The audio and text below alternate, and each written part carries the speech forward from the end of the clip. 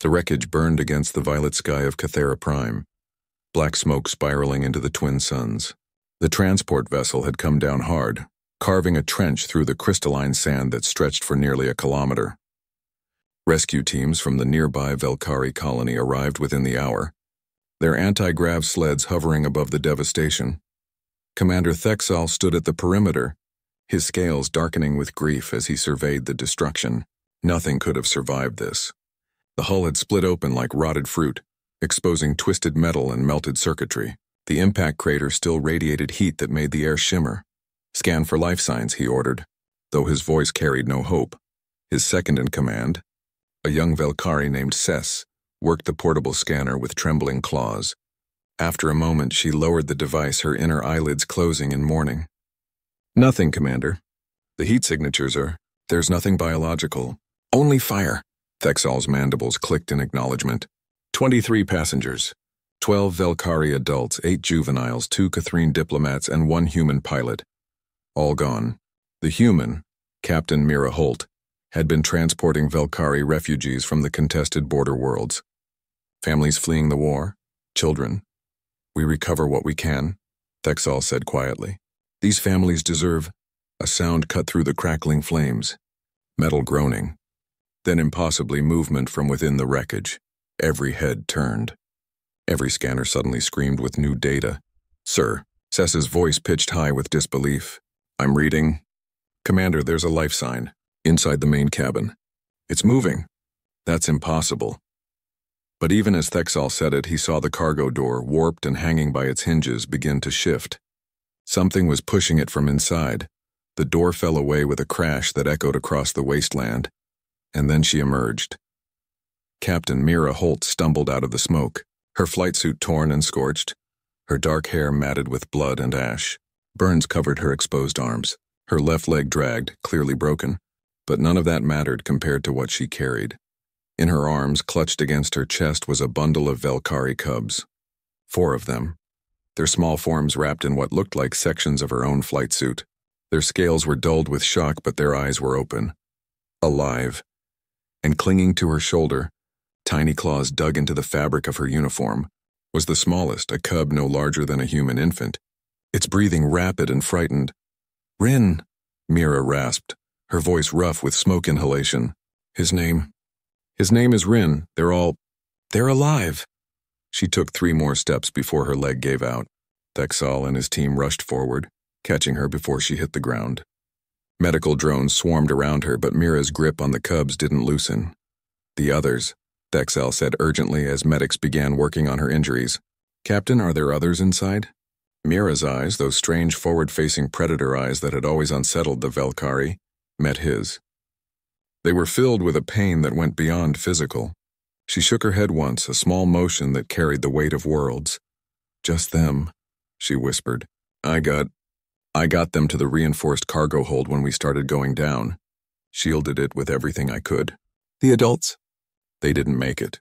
But I promised," her voice cracked, "I promised their parents I'd get them home."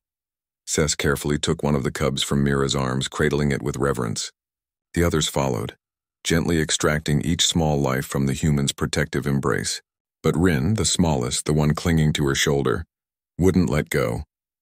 His tiny claws were embedded in the fabric, and he made a high-pitched distress call when they tried to separate him. "It's okay," Mira murmured, raising one burned hand to stroke his head ridges with surprising gentleness.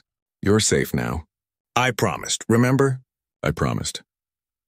As medical drones administered emergency treatment, Thexal stared at the human in wonder and growing horror.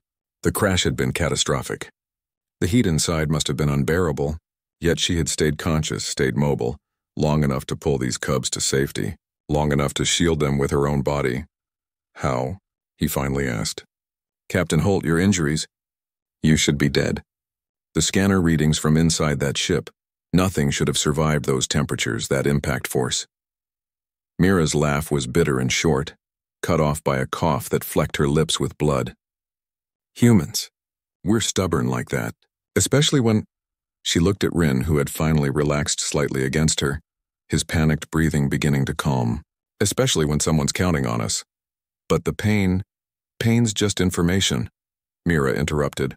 her voice growing weaker as the medical nanites began forcing her body into healing stasis.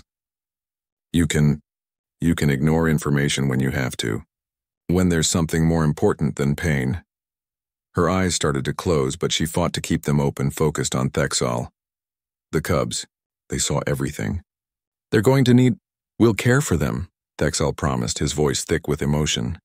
Captain Holt, by the eternal scales, we will care for them as our own. You have my word. Finally, Mira allowed her eyes to close. Her hand fell away from Rin as the stasis field took hold.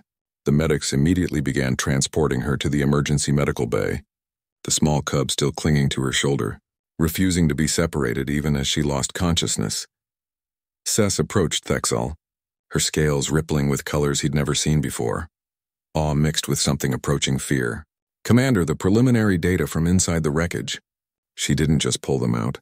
She kept them alive for over an hour in there, shielding them from the heat, from the smoke, from the structural collapses. She's human, Thexal said simply, though the word now carried weight it never had before. He looked at the wreckage, then at the retreating medical transport carrying the impossible pilot. The galaxy had many strong species. Many brave ones. But humans had something else. Something that let them look at certain death and say, not yet. Not when someone needs me. That night, after the cubs had been reunited with surviving family members from the colony, after Captain Mira Holt had been placed in advanced regeneration, Thexal updated his report. He included every detail, every impossible moment, and he added one final note. Request immediate recommendation for the Velkari Star of Salvation. Captain Holt demonstrated that human persistence is not mere legend. When they say they will protect something, they mean it, even if it costs them everything. In the medical bay, Rin slept in a special cradle next to Mira's regeneration pod, his small claws occasionally reaching out to touch the transparent surface, seeking the warmth of the being who had refused to let him die. The human who had emerged from fire and death with cubs in hand, proving once again that humanity's greatest weapon had never been their technology or their tactics.